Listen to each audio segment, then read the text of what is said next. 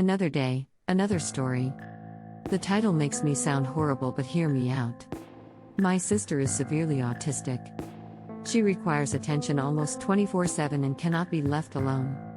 She is nonverbal and cannot take care of herself at all. Despite the fact that she is only 12, she is extremely destructive and violent and destroys anything she gets her hands on. I hate her. That should be wrong to say, but it doesn't feel like it. I was only 6 years old when she was born, and since then I've never solely had my parents' attention. Even since I can remember, the world has revolved around her. I was moved out of my room into the basement at 7 because she needed to be in the room next to my parents. All of my toys as a child were destroyed by her, and my parents simply ignored me when I complained. Even when I was 14 and she destroyed a mat my school gave me, I was in the wrong. Along with this, I am expected to take care of her and drop everything I do for her. I can never make plans with friends because my parents expect me to be there if they need me to take care of her. Even when I do somehow get time to myself, I am required to leave if they need me. If I do not, then I am punished. The recent example of this is when I went to see the new Spider-Man movie, and was grounded because I turned my phone off in the theater. It seems as if I am nothing more than a slave to them, and anything involving her simply overshadows me. This last week I was chosen to give a speech at a school event. I was so excited, and my parents promised to be there, but they never showed and claimed it was because of my sister. Anytime anything like this happens for me, they are too busy with her. I've held this in for so long, and it finally spilled out today. While talking about colleges with my father, he joked that I should get a degree that pays well so when they're gone I can take care of my sister. I don't know why, but this caused me to break down. I cried and screamed about how it's always about her. I'm nothing more than a caretaker to them, that they always make it about her, and that I'm expected to be her slave for the rest of my life.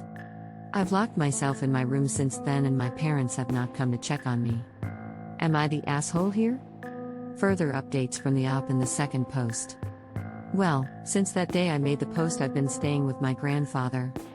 The week's been honestly a huge change for me, for better and for worse, but I'll try to run it down. I started by telling my grandpa the story of why I broke down the way I did, and to be honest, he seemed horrified. No one in my family knew my parents were using me as essentially a free care service for my sister. My grandpa told me some things that I don't feel comfortable repeating here, but in essence my sister is supposed to be getting care from a professional, and that my parents were ignoring that. Along with this, I was not supposed to be caring for her at all with her mental state, as apparently she is a danger to herself and others. With everything else I told him, along with stuff like the movie Indecent, he was really mad and told me to not contact my parents without him there. He pretty much told me that he would be meeting with my parents beforehand, and that he was going to be there when I sat down with them. It didn't end here either. The rest of the week consisted of other family checking in on me and telling me things my parents hid from me. This included the fact that my parents have been taking money from family to fund a caretaker that doesn't exist. Suffice to say, this week has been rough. But the upside is that even through all this, my extended family has been giving me more love than I've felt in a while. My grandfather spent this last week making up for the time I've lost, encouraging me to spend time with friends and do things I want to do. My aunts and uncles have also been helping me through the week. Well, Saturday night I sat down with parents to talk. It went badly, to say the least.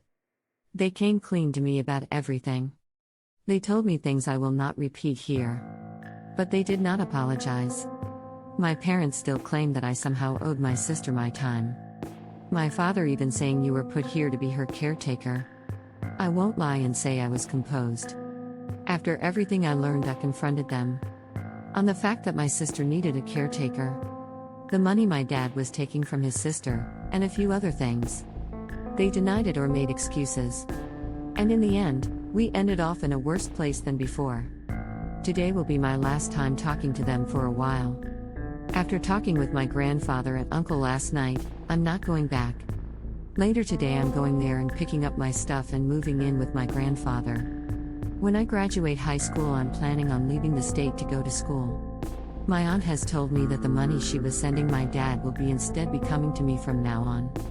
My parents have called me twice since Saturday. Neither of them were to apologize and only ask when I was coming home. I won't be going back to them. Right now I still feel pretty uneasy about everything, but I feel like that will pass. The rest of my family is showing their support to me, and honestly, it feels great. But in the end, I lost my parents. Over all of this, I've learned something that I wished I saw earlier. I don't have my sister. In fact, I love her with all my heart. I should never projected my hate onto her. That was wrong, and someday I hope to make up for it. But for now, I need to leave. So, there's my update.